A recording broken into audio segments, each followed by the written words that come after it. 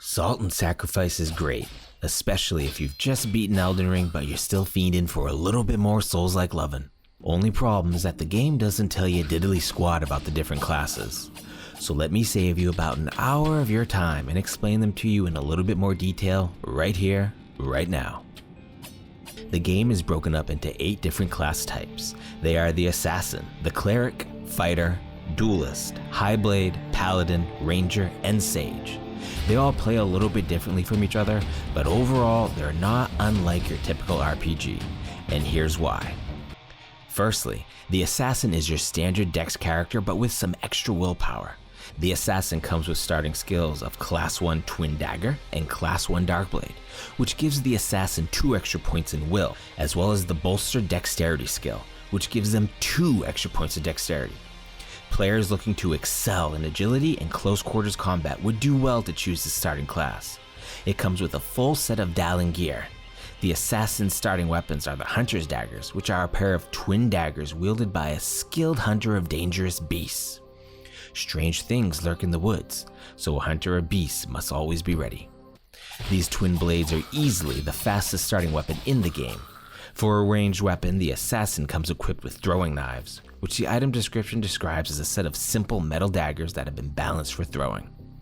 Choose this class if you want to get your sneak on.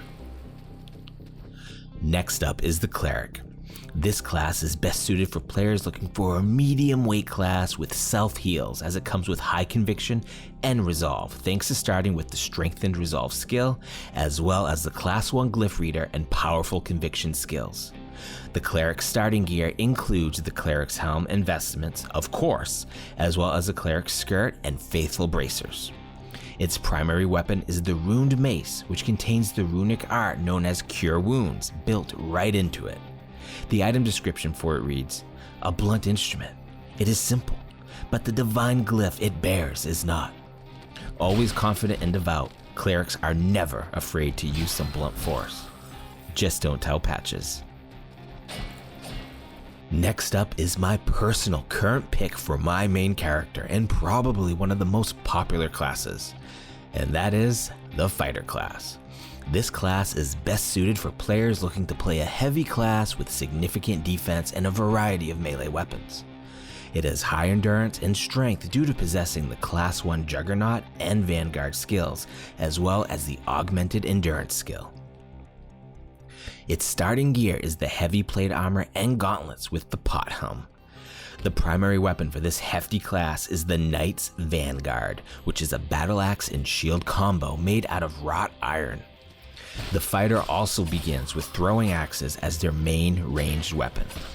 While it is not as fast as other ranged weapons, it is certainly able to pack just as much punch.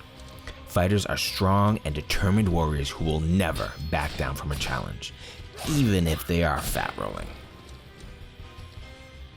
Next up is the Duelist. Not gonna lie, this is one of my least favorite starting classes. There is nothing really wrong with it, but it is certainly best suited for players looking to play a more DPS-focused class type. It is a high dexterity class with some sprinklings of luck thanks to being a Class 1 marksman and duelist, as well as having the bolstered dexterity skill right out of the gate. The starting gear for the Duelist is the Fencer's hat and vest with the suede trousers and gloves. One of the reasons why I'm not really into this class is because of its starting weapon, and that is the Steel Rapier. The weapon's description reads, "A thin and light rapier made of steel, popular amongst nobles and common folk alike. It is a common sight on battlefields throughout Alterstone." No offense, rapier lovers, but they're just not for me. The ranged weapon for the Duelist is the tried and true sturdy crossbow though. The Duelist really seems like a nimble warrior with unmatched formal skill. The next class is a little bit obscure, which seems to me to be somewhat of a jack of all trades. Specializing primarily in a specific fighting style is the Highblade class. Its mantle item description reads, "Created in the style of the Highblades of Dreadstone Peak, masters of unparalleled skill. Highblades formed the backstone of the monastic society that existed in the Temple of 11." Not quite as hefty as the fighter, but not quite as nimble as a ranger either. The Highblade comes in with 6 points of dexterity, vitality, and will due to having the renewed will, shining vitality, and class 1 Highblade skills. The Highblade class comes, unsurprisingly, with the corresponding Highblade's hat, mantle, gloves, and boots. Its primary weapon is a blade of steel, wielded almost exclusively by Highblade monks of the Temple of 11, with its ranged weapon being a simple short bow. It seems to me that the Highblades are essentially a pseudo samurai / monk type class. They believe less is more, and it's not what you got, but how you use it that really counts. Next is one of the heaviest classes, right up there with the fighter. We see ourselves coming face to face with the Paladin. The Paladin class is best suited for players looking for a tank type class with slow movement and decent damage. It has high vitality, conviction, and endurance due to having the class 1 glyph reader and juggernaut skills, as well as shining vitality. All that endurance is needed to move the mighty cuirass and greaves that the Paladin bears day in and day out on its mission. Its main weapon is the Palatine Vanguard, which is a sword and shield combo made specifically for the Paladin. It contains the runic art of Divine Blessing, which increases damage and resistance for a short time. The ranged weapon for the Paladin is the quite fitting throwing axe. You can never go wrong with a Paladin when you seek to deliver justice. Up next is the Ranger class. As always, the Ranger is best suited for players looking to master varied combat with a quick character. It has high endurance and extremely high dexterity thanks to having the class 1 armor, archer, and half-spear skills.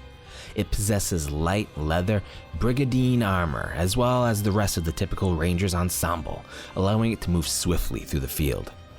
The Ranger comes with the Hunter's cross spear as its primary weapon, which to me is one of the most versatile weapons in the game and is actually why I originally chose it. Its reach is unparalleled and its item description reads, "A twin-tipped cross spear." Like so many things, its design comes from the interplay of tradition and long-lost function. And its secondary weapon is, you guessed it, the Hunter's shortbow.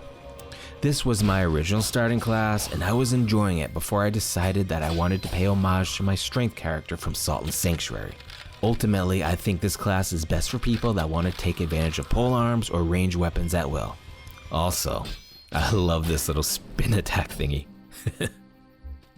Last but not least is the Sage class. This class is the most mystical and in tune with its senses. The Sage class is best for players looking to master the arcane arts and fight with magic and swords. It is a high arcana and resolve class, as sages are spiritual fighters that use staves to unleash powerful spells to destroy their enemies. The Sage comes equipped with the complete Duskin set, including tunic, cuffs, boots, and hood. The Sage's primary weapon is the Iron Band Stave, which is a runic stave, considered a favorite among sages of Alterstone Kingdom. It has a B scaling in Arcana and has the runic art skill Force Missiles, which launches 3 missiles of pure force energy to pursue foes.